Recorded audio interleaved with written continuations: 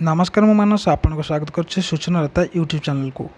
यही वीडियो आम देखा गोटे नोटिस आसी कृषि और कृषक कल्याण मंत्रालय भारत सरकार तरफ जो थी कि 2024 खरीफ ऋतु पर प्रधानमंत्री फसल बीमा योजना रे पंजीकरण करने को कहुई। यही वीडियो संपूर्ण देखा कौ मैंने पंजीकरण करेंगे आउ कौ चाषपाई करेंगे पंजीकरण आउ किए सब क्षतिपूरण पाइबे। यही वीडियो संपूर्ण डिटेल देखा चलन जी स्क्रीन उपर को आउ संपूर्ण डिटेल जाना।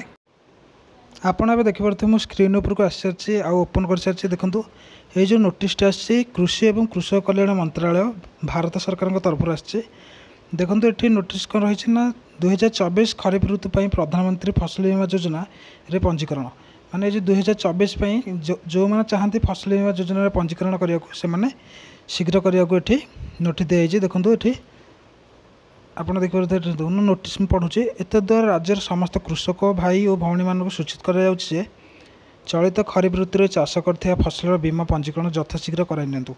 माने ये नोटिस रही जो चलित वर्ष राज्य जतक कृषक अच्छा से स्त्री लोक हो कि पुरुष लोक हूँ यथाशीघ्र पंजीकरण फसल बीमा जो पंजीकरण करने को निर्देश रही। कारण देखो विज्ञापित अंचल चाष होता 8 कोटी फसल यथा ये जो अंचल गुड़िक जो 8टा जो फसल होती आपड़ ये फसल बीमा योजना रे पंजीकरण करेंगे। देखो से फसल गुड़िक ना कौन देखो धान मक्का चिनाबादाम मांडिया कपा हरड़ अदा और हलदी बीमा करेंगे। देखो कौ आप जानीपारे धान मक्का चिनाबादाम मांडिया कपा हरड़ अदा और हलदी आपड़ ये कृषक बीमा योजना जो फसल बीमा जो रे पंजीकरण करेंगे।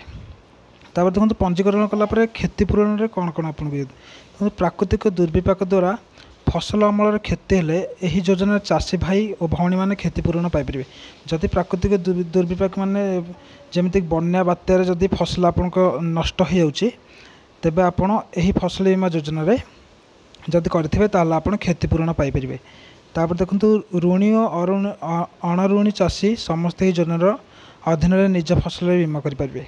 ये ऋणी मैंने जो मैंने ऋण करके चाष करते से बीमा करेंगे बीमार पंजीकरण करेंगे। आउ जो मैंने अणऋणी माने निजर जो मन चाष जमी अच्छी से पंजीकरण करेंगे।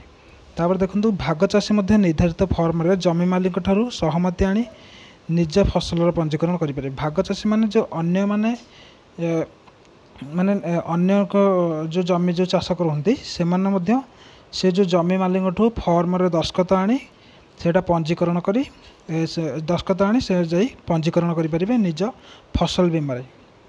तबे ऋणी चाषी माने ऋण नहीं अनुष्ठान यथा प्राथमिक कृषि समवाय समिति बृहदाकार आदिवासी बहुमुखी समवाय समिति और बैंक शाखा सहमति दे पंजीकरण करेंगे। एवं ऋणी चाष मैंने ऋण नहीं अनुष्ठान जो अच्छी प्राथमिक कृषि समवाय समिति और बृहदाकार आदिवासी बहुमुखी समवाय समिति और बैंक शाखा सहमति नहीं माने एमान समूह को परमिशन नहीं जाकि से पंजीकरण करेंगे। तापर आ गए देखो अणऋणी चाषी मैंने जो मैंने ऋणी ऋण ना जो मानकर से जनसेवा केन्द्र व सीएससी समवाय बैंक शाखा तथा अन्य बैंक शाखा आवश्यक कागजपत्र दे पंजीकरण करेंगे। अणऋणी जो मैंने अच्छा से जनसेवा केन्द्र जा पंजीकरण करेंगे कि बैंक को जाई बैंक जो जो जहाँ सब दरकार जो कागजपत्र से सब कागजपत्र नहीं पंजीकरण करेंगे। तापर देखो यही पंजीकरण पर आधार कार्ड बाध्यतामूलक। यही पंजीकरण आपड़ फसल बीमा योजना जब पंजीकरण करने को चाहते तेज आपणकर निश्चिंत आधार कार्ड थी दरकार। आधार कार्ड नथिले आपणक पंजीकरण हम ना। तापर देखो जड़े चाषी सर्वाधिक 5 एकर पर्यंत चाष जमीर पंजीकरण बिना देय कर जो जड़े चाषी जदि जन चाषी 5 एकर पर्यंत जमी अच्छी से 5 एकर जदि जमी से पंजीकरण कर कौन देय देवाक हम ना कौन टंका देवाक हम ना।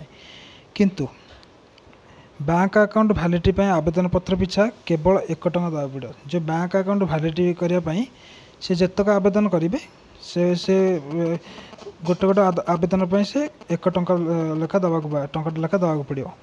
तापर आउ गोटे ये देखूँ अधिक विवरणी ये निकटस्थ कृषि समवाय बैंक शाखा किंबा एठी देखंतु ARCS DRCS और CDS ऑफिस रे जोगाजोग करंतु जदि आहुरी अधिक तथ्य यदि आपण चाहूचंती तापर एही जो अच्छे ऑफिस मानक से ऑफिस गुडी करे नले आपण पाख बैंक रे जाई आपण भल जानि परिबे।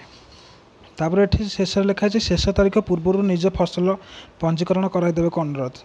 शेष तारीख पूर्व माने एठी देखंतु पंजीकरण शेष तारीख है 31 जुलाई 2024 माने 31 जुलाई 2024 पूर्व आपण आपणक फसल बीमा योजना रे पंजीकरण कराई निहंतु नले 31 जुलाई पर आउ करि परिबे नाही।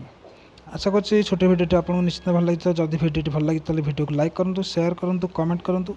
आ चैनल को जदि एपर्यंत सब्सक्राइब न कर चैनल को सब्सक्राइब कर ऑन कर चैनल एक सदस्य भाव जोड़ी हूँ। आज भिडियो एतिकी देखा आ गोटे सूचना भित्तिक भिडियो सह रही। नमस्कार।